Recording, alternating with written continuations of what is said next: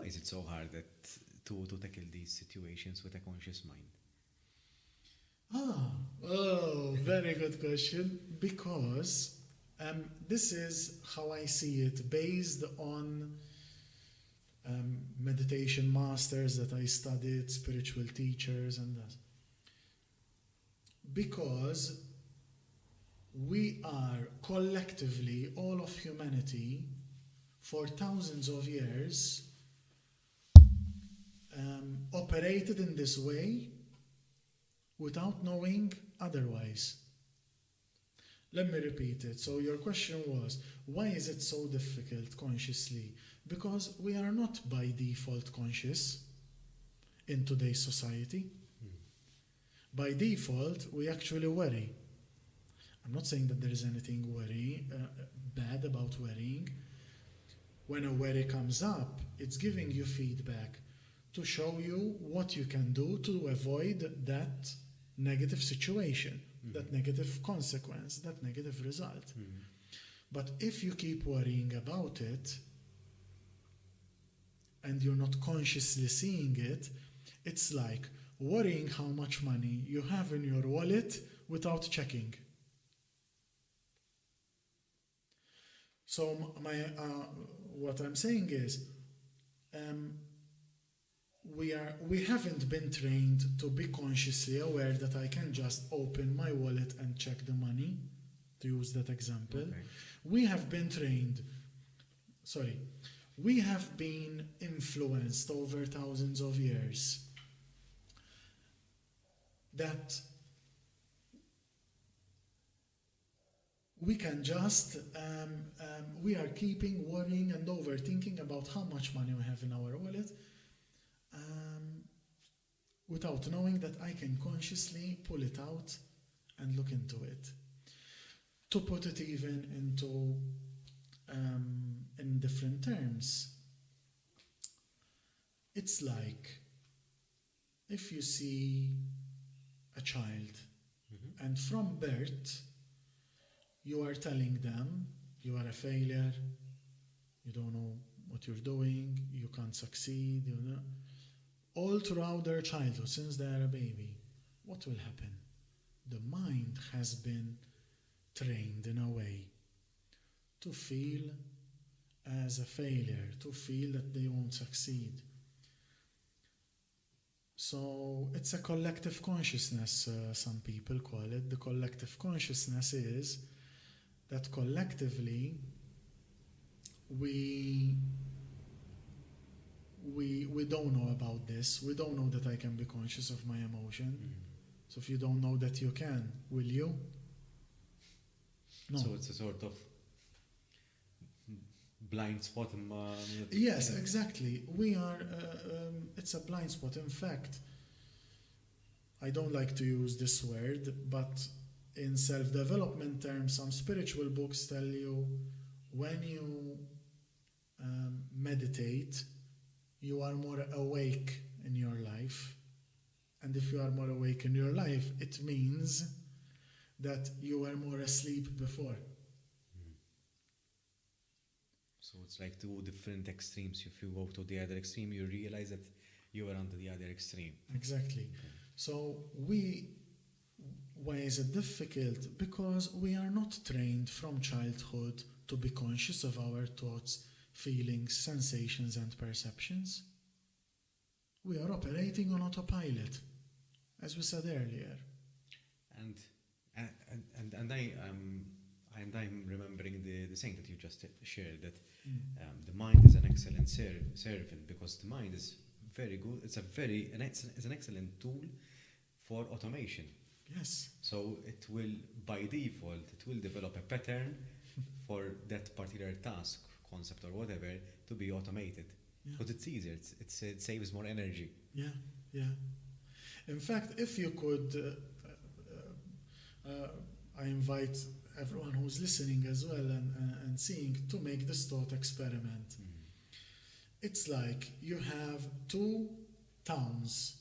In one town, from birth, so the parents already know this stuff, Everyone is trained in meditation, mindfulness, or being conscious of your thoughts, feelings, sensations, and perceptions. And when a challenge comes up, you accept that there's a challenge, you have the courage to change it, and you are wise enough to know when to do what. And then the other town, none of this is happening. What they are being taught is just to eat, go to school, make sure that you study, make sure that you get a good job, and see what you need to do to have some shelter, food, and drink. In the other town, this is also happening, but the conscious training is happening as well. If, and this is based on research, if you see the level of happiness and peace of mind that these two towns will have, the town that has been trained from a young age to be conscious and all the things that we said will be happier, less stressed, less anxious, less depressed. Why?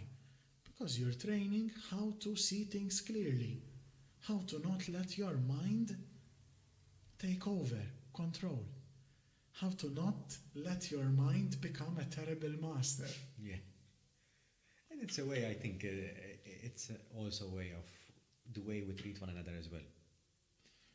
I recently saw a short clip, I'm not sure where exactly, but I saw this clip and the person in this clip explained that when we see a baby trying to start walking, we try to celebrate and we are super happy when that baby does the first steps and we exhilarate and clapping and whatever, and sort of we are encouraging that human to continue to try and to continue to excel.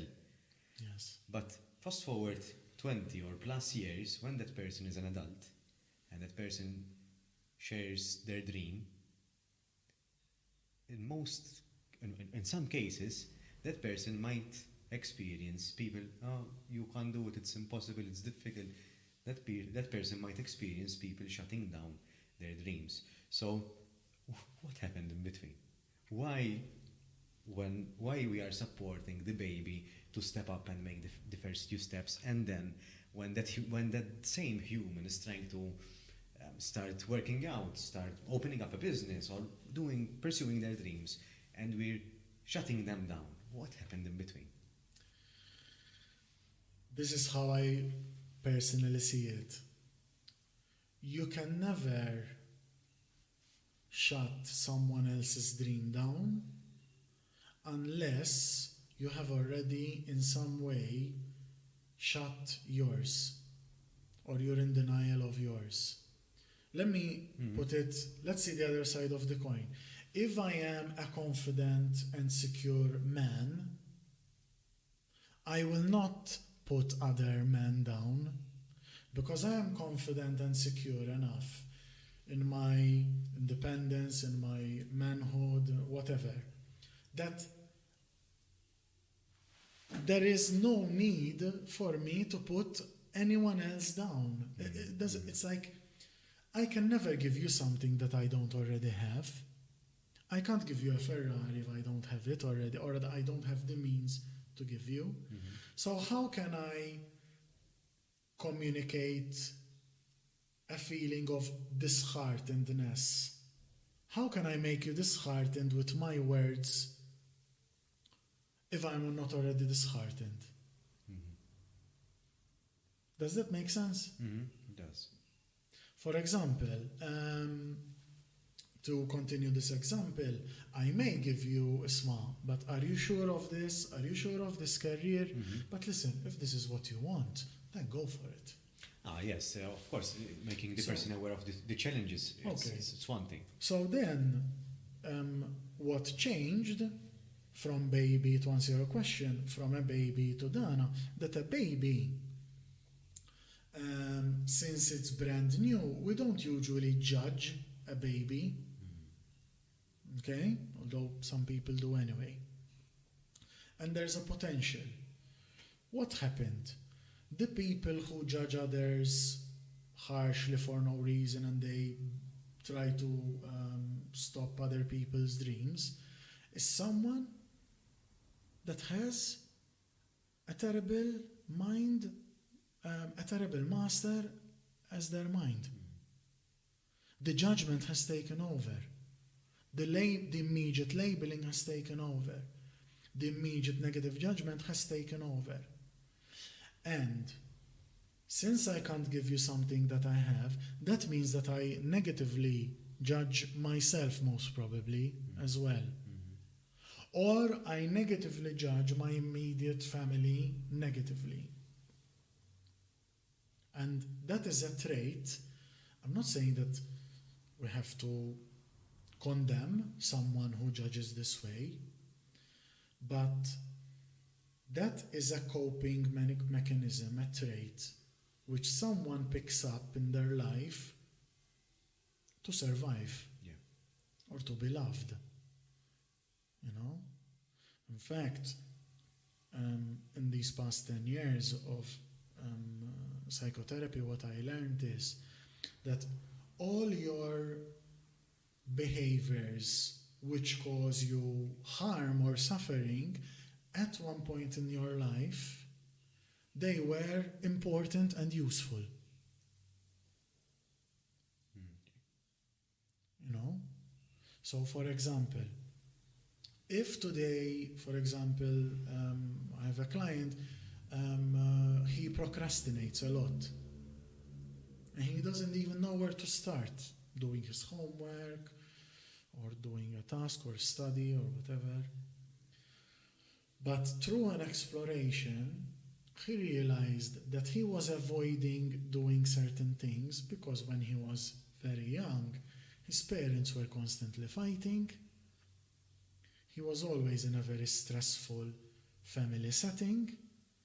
And when he had these very difficult emotions and sadness and anxiety and whatever, and no one was helping him to understand them, what was his way to cope?